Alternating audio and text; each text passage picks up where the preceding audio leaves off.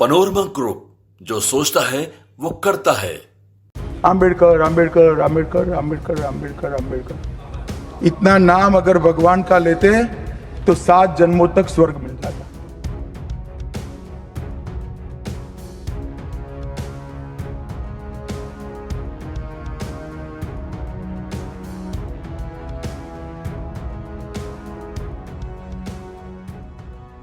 नमस्कार, आपके साथ मैं रोहित कुमार। आप न्यूज फाउंडेशन पर भीमराव अंबेडकर पर गृह मंत्री अमित शाह के राज्यसभा में दिए गए बयान के बाद इस पर सियासत थमने का नाम नहीं ले रही है। संसद के दोनों सदनों के अंदर और बाहर खूब हंगामा हो रहा है, तो बिहार में भी इस पर खूब सियासत हो रही है।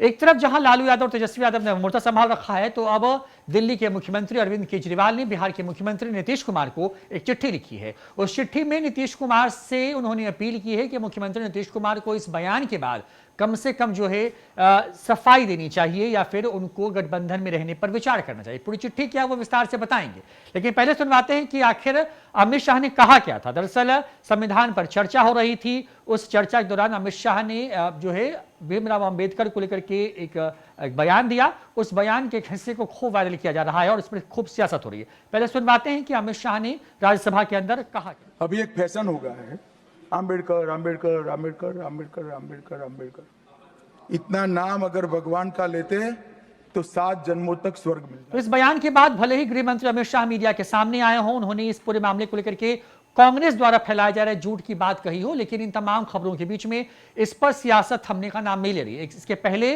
लालू यादव ने यह तक कह दिया कि जो अभी भी भीमराव अंबेडकर की इस तरह की टिप्पणी के बाद बीजेपी या आरएसएस के साथ ये समर्थन में खड़े हैं, उनसे बढ़कर तलवा चाट कोई नहीं है। उसके बाद अब जो है दिल्ली के मुख्यमंत्री अरविंद केजरीवाल ने चिट्ठी लिखी है। उस चिट्ठी में मुख्यमंत्री नीतीश कुमार से अरविंद केजरीवाल ने कहा है कि आदरणीय नीतीश कुमार जी, मैं आपको यह पत्र एक अत्यंत महत्वपूर्ण विषय पर लिख रहा हूं, जो न केवल हमारे संविधान बल्कि बाबा साहेब आम्बेडकर की प्रतिष्ठा से भी जुड़ा है।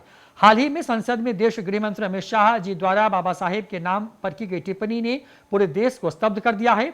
उनका यह कहना कि अम्बेडकर अम्बेडकर बोलना आजकल फैशन बन गया है, न केवल अपमानजनक है बल्कि बीजेपी की बाबा साहेब और हमारे संविधान के प्रति सोच को उजागर करता है।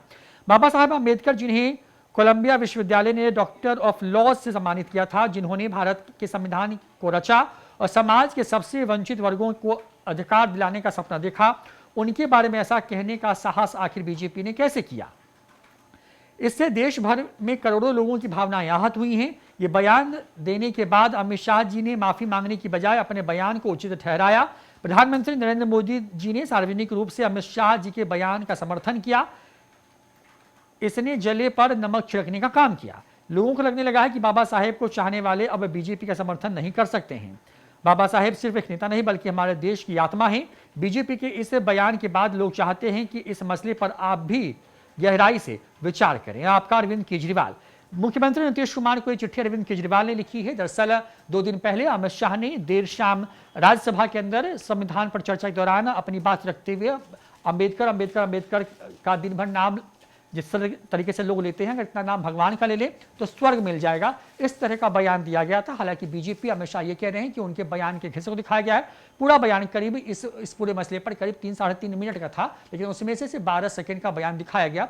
बाद में गृह मंत्री अमित शाह जो है इस पूरे बयान के बाद मीडिया से मुखातिब हुए थे।